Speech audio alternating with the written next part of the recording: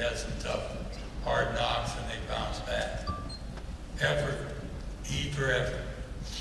I always took pride in as you get out of coaching, you can think back to teams. You can't think back to your teams at all while you're coaching, because you got to constantly be with the team at hand. But when I think back on all the teams we had in Lipscomb, from the first year to the very end, I think those kids gave a great effort, and they followed it up with great attitudes, team attitudes. We had great scoring teams. We had teams that didn't shoot the ball hardly at all. In fact, I remember one game we held the ball so long, some students went back over to high-rise dorm, got some beach balls, and they were passing better than we were on the floor. And those days changed, and we played real fast, but we always had guys that could pass the ball, they'd give it up because they had that attitude. And then the motive, why do you play? Are you shallow and play for yourself? Or do you have a deep love for your teammates, for everything that your school and your team stands for, and you play with the right motives, you play for your teammates, play for the love of the game and the people you played with. But the last thing was the crowning thing, and that was servant leaders. We wanted to turn out kids that would be servant leaders, that could go into a community and make a difference.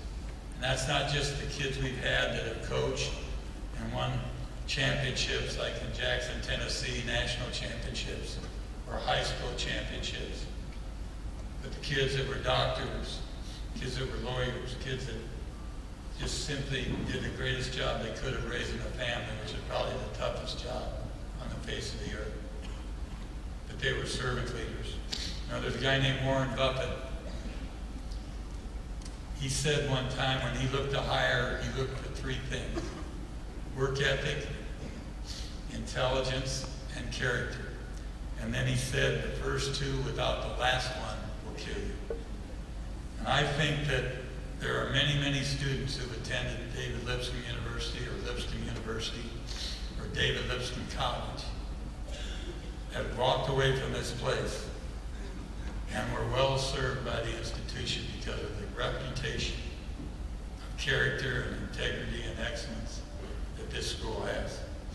Now, Coach John Wooden said the talent would get you to the top, the character is what it took to keep you there. And then he added that your reputation was what people thought you were, and your character is what you really were. Now, there was a coach that used to work at Vanderbilt. He was an assistant football coach. Can't remember his name exactly, but people said they knew he was great long before they called him Bear. And this Bear guy took a job in the state of Alabama. He went on a recruiting trip, his first trip ever, down to South Alabama. And he lost the recruit he was going after, but he stopped in a restaurant to eat. When he got in the restaurant, he looked around, and he was the only white person in that restaurant. He walked up to the counter, and a big old guy came up and said, "What do you want? What are you doing here?" He said, "Well, I'm just here to eat. What do you have?" He said, "Well, you're not going to like what we have. We got collard greens and chitlins and black-eyed peas." He said, "I'm just a small-time boy from Arkansas, and I've eaten miles of those. I think I'll have some." So the guy served him up a big plate. He ate it. When he got done with the meal, the guy said, "You don't have to pay." And he said, "No, for a meal this fine, I should pay." And then he said, "I left a tip, not too big to be flashy, but not too small to be cheap." And then the guy behind the counter said, "You're Bear Bryant, aren't you?" And he said, "Yes, sir." And he said, "You're the new coach up at Tuscaloosa, aren't you?" He said, "I am, sir." And he said, "Well, would you do me a favor? Would you send me a picture?" Bear said, "Heck, they hadn't made any pictures of me yet, and nobody wanted them anyway." He said, "But I wrote it down on a napkin and I took it home with me, and I sent him the picture." Now, 22 years later, Bear Bryant's sitting in his office. He's not very happy because he lost a very good offensive lineman to a school down there named Auburn.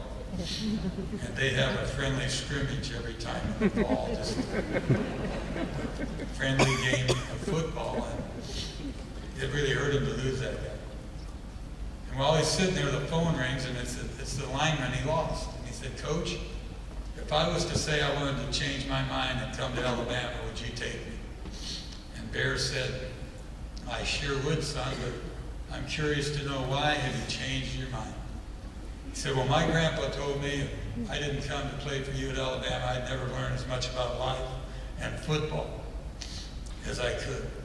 And he also said he'd never talk to me again the rest of my life. See, you ate my grandpa's restaurant 22 years ago. And he's got a picture of you up on the wall, and it's his pride and joy.